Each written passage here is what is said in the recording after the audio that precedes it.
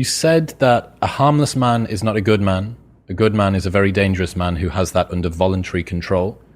How should people become more dangerous? Oh, becoming more articulate is definitely, I would say, that's the primary array of weapons. So, I mean, physical prowess is something, and it's not nothing, that physical confidence that comes along with that as well. But the same thing replicated at the level of the ability to communicate and to think, that's a way broader field of battle and opportunity. So this is one thing that isn't taught well, especially to boys. It's more important to teach it to boys, I would say, because they're more skeptical of the educational enterprise in general, generally speaking, partly because they're less obedient, partly because they're less agreeable. That's particularly true for disagreeable boys. And agreeable boys get higher grades independent of their IQ and their academic achievement because they're easier to deal with. So what do you tell disagreeable boys? There's nothing that makes you more formidable than verbal competence, than being able to articulate, be able to think, to marshal your arguments, right? It's a battlefield metaphor, to get everything in order, get all your information straight, to marshal your forces. And so, I mean, that's part of the reason that rap artists are so popular, especially among disaffected young men, black and white alike, because they're unbelievably articulate. Like, they have this incredible verbal prowess. It's unbelievably attractive, and it's associated with genuine artistic and redemptive activity, often focusing on something that's approximately the voice of the underclass, let's say, but a powerful voice, right? And it's interesting to see how many young white guys identify with that. Was it Aldous Huxley that wrote Doors of Perception? Yeah. Yeah, so this is kind of an equivalent of that, right? That you have a experience which many people struggle to articulate. You take the best of us, the one that has the most precise, most articulate, erudite language. You drop them in and you say, okay, show us what you've learned. This is the equivalent, but for just a different community, a different sort of life, that maybe you don't have the ability to describe what it feels like to live on a council estate in Manchester or in, one of the neighborhoods of Brooklyn or whatever it might be. And then this person can.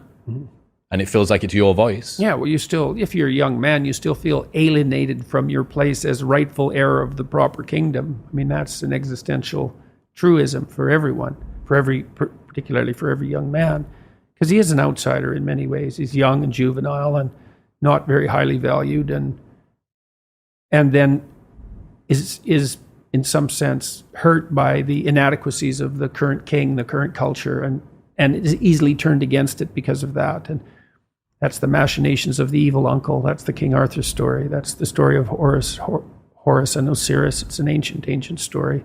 It's the story of Sauron, and it's there all the time. And you see in rap music, in hip hop, all of that alienation being given an articulated voice in an artistic sense. And that's a good example of the power of verbal facility. And that's the route to, let's say, marketing education to young men. It's like, you want to take your rightful place in the kingdom? It's like, get your tongue straight, man.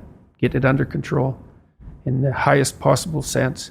We went to a comedy club, Tammy and I, in New York, the Comedy Cellar. It's a great comedy club. And the last comic was an English guy, and he was not particularly physically prepossessing, and he made a lot of jokes about that, and it was quite funny. And then he divided the audience into 5 sections, and he asked each section to toss up a topic, just to yell out a topic. And they were like random topics like the Kennedy assassination and electric lighting before 1890. Those were 2 of the topics, and the other 3 were just as diverse. And then he put on some beats, and he did about an 8-minute rap. With every verse rhymed, and he tied the whole thing together at the end and ended at the end of the music, all spontaneously. It was unbelievable. And that's logos, man. That's the redemptive power of the logos right there. The magic word, the sacred word. It's just manifesting itself on stage. There's something very impressive. Something about that does feel dangerous as well. Not in a, I need to be concerned and this should be contaminated and walled off, but in a way that you think that person has so much competence that it's flowing out of them. And you almost feel competent by being around them. So but you certainly feel competent by appreciating it. Yeah. Right. Because it speaks to the part of you that is capable of appreciating such things. You think, wow, that's really something. That's an amazing display. That's an amazing thing to see. Amazing, right? A very interesting word, amazing. And you're trapped by the charisma of that. And that charisma, that's not nothing. That's a signal of something redemptive occurring. That accounts for virtually all of the attraction of hip hop and rap. It's the articulated voice of the struggling but worthy underclass. I suppose that's a good way of putting it.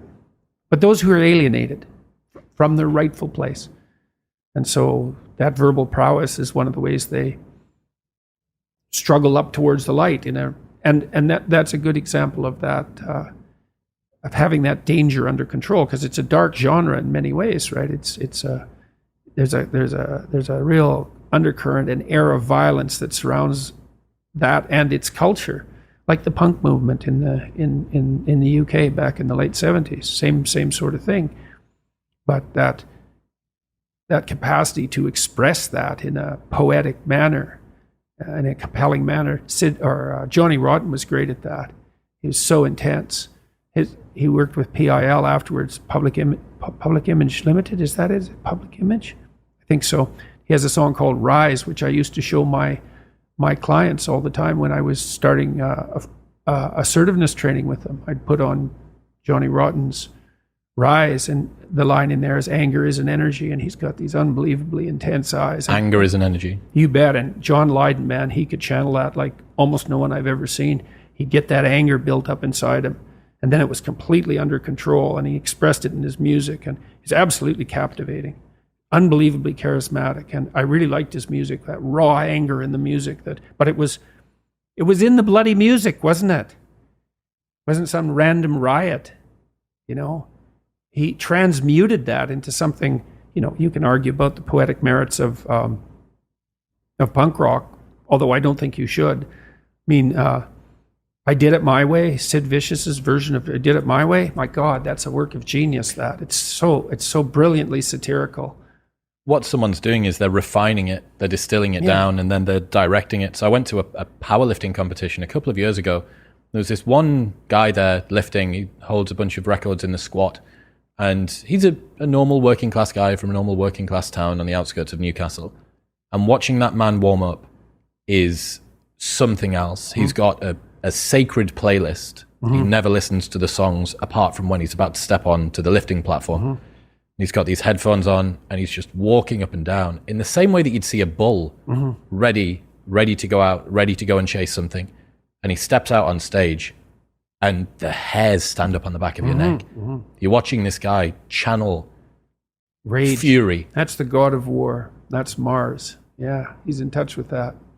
Unbelievable. And words, man. You go to war with words. And you think that's what young men should be taught. There we go. Bit of fury. What's happening, people? If you enjoyed that, then press here for the full, unedited episode. And don't forget to subscribe. Peace.